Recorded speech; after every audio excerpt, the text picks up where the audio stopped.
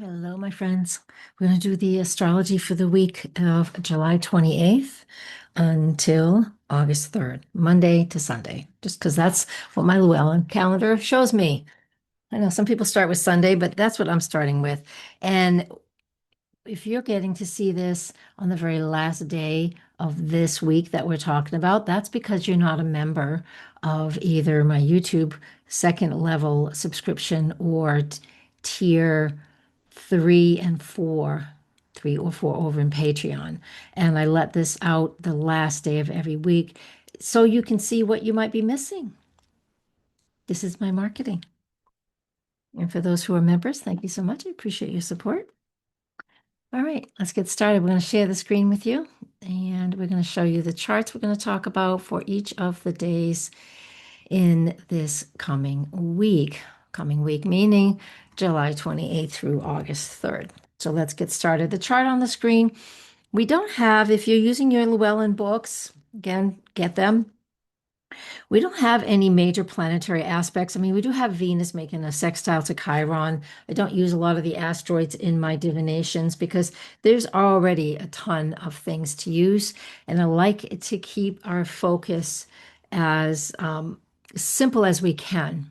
Even though I've been doing this for over 30 years, it helps us to get really simple so you can use it, right? So we do have Venus sextile and Chiron first thing in the morning, which represents an opportunity for healing words to come to the surface. Somebody may apologize.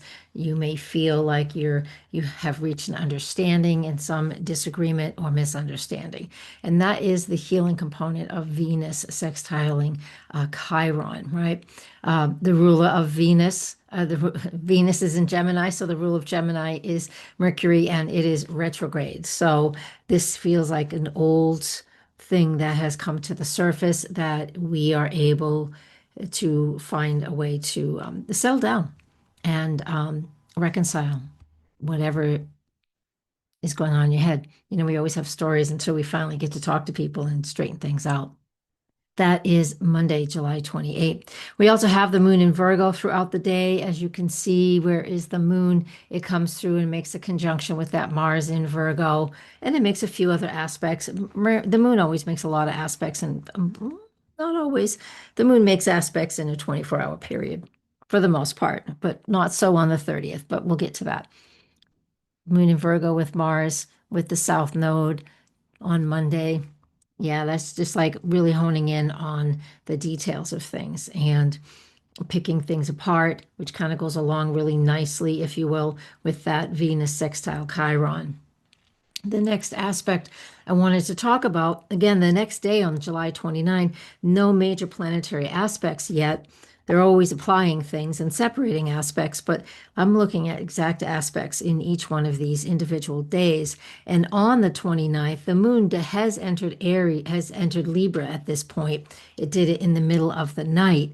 And now with the moon in Libra, we're looking for a little more equilibrium and balance and harmony and just insight. The ruler of Venus is Libra rules Venus. There you go, right? So there's this energy that kind of gives us that signature back to Venus one more time. Throughout the day, the moon will sextile Uranus. I'll tell you what all of these mean in a minute, as well as sextile Pluto. So there's this grand trine in air. That is part of the day. It starts around 3 a.m. and it ties up between 3 a.m. and 6:30 a.m. And so that is a lot of insight and thoughts and ideas when we have the grand trine in air. The element of all three of these positions is the same. So, of course, that means they're all the same element, and that gives us that insight that we're looking for. Simultaneously, the moon will move through the early numbers of Libra when it first enters that sign in the middle of the night, and it will be opposite that Saturn and Neptune, which helps us to feel a little dreamy, but then to bring things into more of a reality. It's like write your dreams down when you first wake up. It'd be a really good opportunity in this time frame, right around the 28th and 29th, to really make it a point and do that. You'll learn a lot in your dreams if you dream. Everyone dreams. We just don't always remember. The next aspect, which is the first planetary aspect in this calendar week, is Venus leaving Gemini and entering the sign of Cancer. So with Venus doing that, the energy of this is it's a cardinal sign, and that gives us, where is she? There it is. That always gives us a nod to the season changes. That always means that there is a push towards something. Venus will come and slowly catch up with Jupiter over the next few weeks.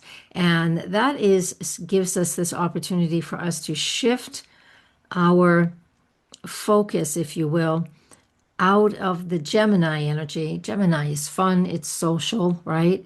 It's just flirty and fun and communicative. Venus in Cancer feels like coming home. We feel, or going home. We want to feel safe. We want to feel that meaningful connection. So, with Venus entering the sign of Cancer, that is what we get. We get that feeling of going home. We get that feeling of tradition. The sun already moved through there a little while, a month ago. Um, yeah, and ended a week ago. But the point is like it gives us that feeling of home tradition and really cultivating the closeness, the inner, the inner caring person, the nurturing yourself, discovering what it is that you need to do to nurture and care for yourself as well. It's so important for us to take care of ourselves. So Venus gives us that opportunity. Venus is what we love and value. So whether it's your genetic family or your chosen family, we'll have about 3 weeks of Venus in that sign, which will be wonderful. We'll talk about it when it gets closer to Jupiter, but it's not this week's forecast. The next we have is on the 31st. Let me grab the calendar again. And throughout the day, of course, on the 31st, of course, it's not of course, but throughout the day on the 31st, from approximately 1:30 Eastern time in the afternoon throughout the next 2 days, the moon's in Scorpio. So that's deep, that's intense. That means we want things to go a bit deeper. We want to understand things on a deeper level. It's it gives us, it can be obsessive for some people, and it can be a very meaningful shamanic journey for others. All right. But today is when we have the sun and Mercury. Mercury's Cazimi.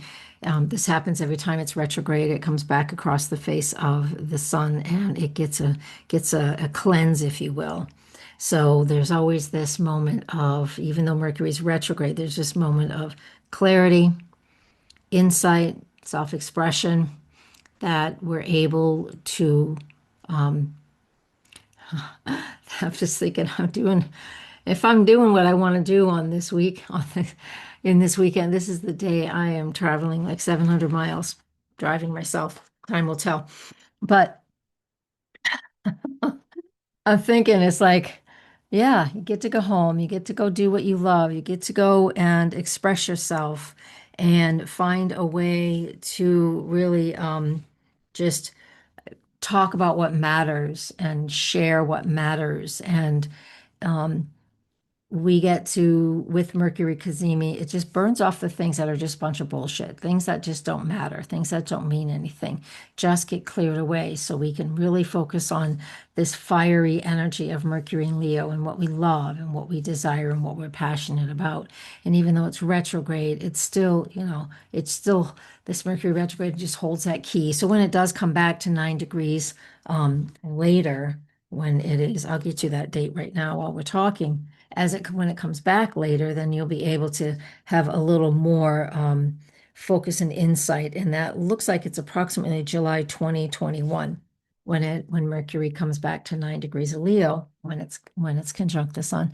So as it is right here on July 31st, do a fair amount of journaling if you're up for it. I mean, I would definitely recommend it because we want to speak up, we want to communicate, but it's just the excess is just too much. We have to just let it go, right? We have to let it go, and we want to focus on what's most important next. Okay. Let's go on to the next day, August 1st. So this is the first quarter moon. It is when the moon and the sun are in their first square. It's called the second quarter in the Llewellyn book. I like to call it first quarter because to me it is, but whatever. It's Lammas, August 1st. Yeah. It's a really nice day. The moon is in a fixed sign, so it's in the Scorpio energy. The sun is Scorpio, the moon is Scorpio. So there's a little bit of fixed energy in the sky here between these two, and Pluto's part of this kind of. And what do we get with this first quarter moon? Emotional intensity. The squares, especially fixed squares, are troublesome. It creates tension and stress, especially if you're somebody who is not constantly, regularly working with your emotions and processing and moving through. If you don't do that and you just let it build up, then transits like this first square, this first quarter, this square can create a lot of tension, right? So pay attention to that and don't let it slide. We can be deeply motivated to move forward on something. The sun in Leo, what do I desire? What am I passionate about? Mercury is still there. It's only a degree away now, but still, and then that moon squaring it, squaring the sun. Scorpio energy invites us to dig deep and move past surface level things and go deep. It's just so shamanic. We can just burn the ego. We can just lose the ego, Leo.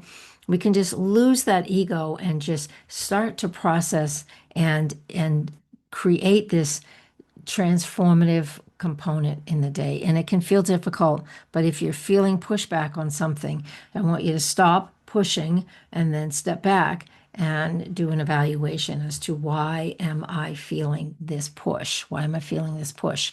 The positive piece of that, even though this is the first quarter and it's a tough aspect, the moon is also within just an hour or two of being in a trine aspect with Jupiter. And let me see when that happens, when it trines Jupiter. Yeah, at 125. And this square is at 8:41 a.m. And the Jupiter trine is at 1:25 p.m. And this is all Eastern time. And so give yourself that opportunity to really feel what's going on and to move through it, especially if you're feeling like you're pushing back on something, right? Because we can overreact on things that are just beneath the surface. Yeah. Willing to let go of some control, willing to focus on what is to your highest and best, even if it feels uncomfortable. This also, I love doing, for those of you new here, I like working with the lunar gestation cycle. It is 4 lunations, all related because of where the moon is in a 27-month period. However, it does last 36 months. And so 9 months ago, we had a new moon in Scorpio on November 1st, 2024, and it was right in that same location. Let me go grab I can look at it here. We had a new moon at 9 degrees of Scorpio on November 1st, and that's when the lunar gestation cycle began for the first quarter moon that's in front of us. So 9 months ago, it was All Saints Day, right? It was just the day after Halloween and Samhain, right? And so tell me, and this is 9 months. Oh, look at that. It's 9 months, and we're now in Lunasa. And what are you working on? What was planted then and came forth?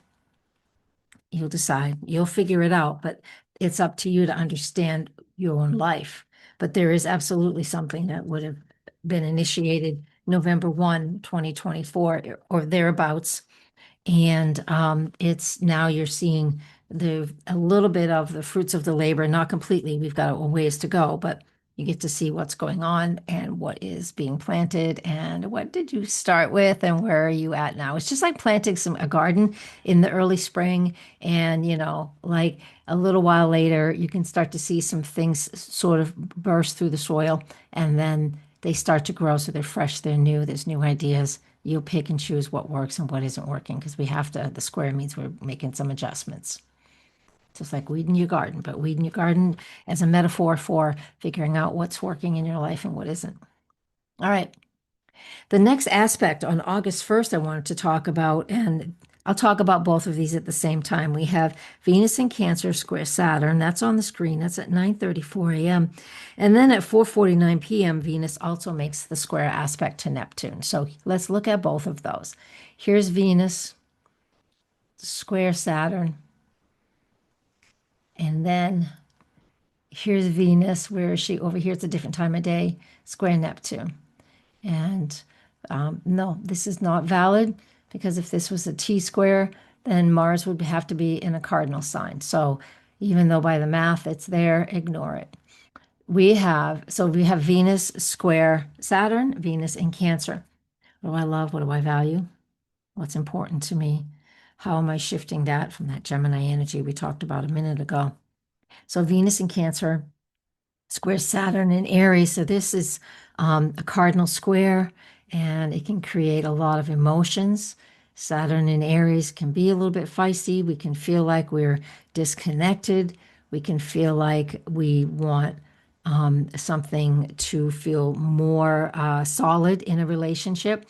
That's the Saturn energy, but the Aries energy is also feeling independent, responsible, personal, right? These two energies, in a sense, pull us in opposite directions today. It's not an opposition, but we feel the energy of this in two very difficult and two very different ways. While this Venus to Saturn can be restrictive and can slow us down, Saturn's retrograde as well. It helps us to reassess what we love and value as far as home. Cancer is our home, it's our mother. If that is for you, not everybody wants to hear that. It can be your mother. If you don't have a mother, that's fine. It can be the nurturing parent or the nurturing person in your life. It can be something that you're working through because, Venus did connect with Chiron at the beginning of this week. Venus is in a quincunx aspect with Pluto. I think I missed that. Oh, that's coming up. That's right. I didn't miss it. It's in here, but I'll get to it. I'll get to it. It's in here somewhere. Yeah, it's the next day. Point is, with the energy of this Venus, this is the Venus Neptune. Here we are. Here's the Venus and Saturn. There we go. And anyways, I distracted myself. Venus square Saturn, I covered all of that. It's restrictive. It's also a chance to define what truly matters in our relationships and our friendships. More family than friendships. I probably shouldn't have said friendships, but sometimes we love our friends, so it can be that too. On the second as well, here is the one back to Neptune. And let me see if I have anything else to say about that. Let me read my notes. That Neptune energy can create a little bit of unsure, we're confused. Relationships are difficult because we're unsure. That Neptune effect is sort of foggy. We're overly sensitive and feeling the intensity of maybe misreading something, misunderstanding something, or over romanticizing a situation. But I really don't think we'll do too much of that, even though that's Neptune and Venus connecting. But it's in Aries and Saturn's there. It just feels disruptive. It feels incredibly disruptive and not a lot of fun. It just isn't. Oh, it feels so difficult. I want to be on vacation here, but now I'm second guessing myself. All right, moving on. We'll just let it be what it is. And this one's this is on August 2nd at 1:46 a.m. And this is Venus. There it is. Yeah, the Venus to Pluto. I think I had the wrong time frame for that Neptune one.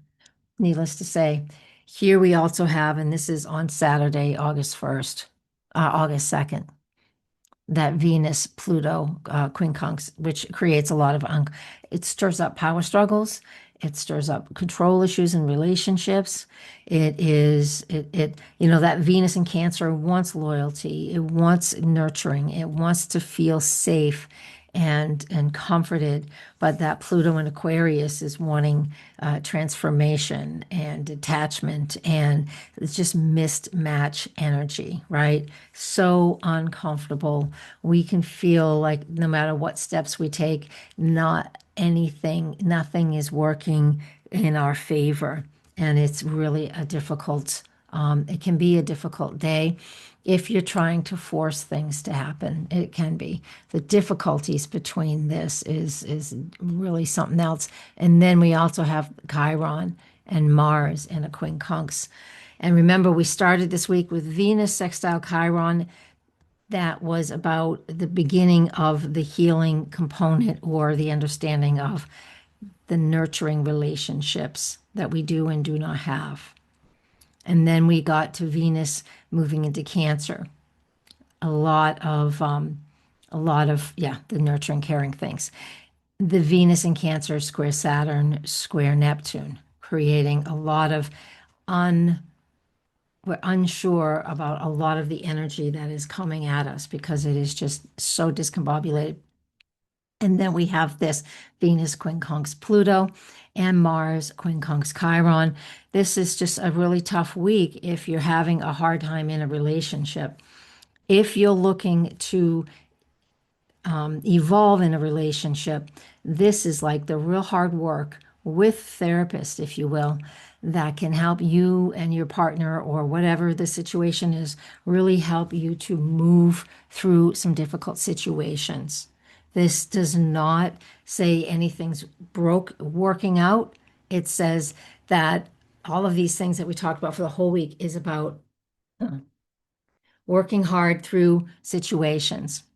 As we move further into the week after this one, and we'll be able to see, as Mercury's retrograding too, we'll be able to slowly see where it is that we are in alignment with relationships and or just to release them and let them go. This is a big relationship situation. Now, let me add one more thing to that. I know it's a whole different subject because, Venus is not just about love relationships. It's also can be about finances and money. And so if relationships and everything I've been saying for the whole week, you're probably not even still here if it wasn't for you. But it can also be our finances and how we are managing those as well. So apply everything I said to relationships, apply that to money and how we're managing our money, how we're earning our money. That's pretty tumultuous for a lot of people right now. And that is where I want to end. The last aspect, we don't have any more aspects, but I did want to put up Sunday the 3rd. And Sunday the 3rd, I mainly wanted just to talk about the moon in Sagittarius because I just want to play with that and have some fun. The Mars Chiron is separating aspect. We can look over here. It says S, means it's a separating aspect now. And so I just want us to have a little break from that. This is not the Star of David because it's not quite on alignment with that. Let's hit reports and let's go to aspect analysis and see if it gives us that. No, it does not. It's a couple of grand trines, kites, almost. Here's the patterns. You guys, if you love solar fire and you want to get it, I can give you a code and you can get $54 off. And the code is NH Astro. NH Astro. You enter it where you'll see. Let's find that. Let's find the anyways. If I went by you too fast, just ask and I will tell it to you. There's the Grand Cross, there's a kite. What was I looking for? I was looking for that upside down. Let's see. There's a star, David. That's not what I was looking for. So I was just noticing two grand trines is what I was noticing. Yeah. That's what it looked like. It looked like it was something a little more than that. A six-pointed star. Anyways, I kind of digressed there. You guys have a good week. And for those of you who are seeing this who are not members, please consider supporting. It's $10 a month. Come on. You can get 4 big forecasts every month, just like this one. Blessings, everybody. Namaste.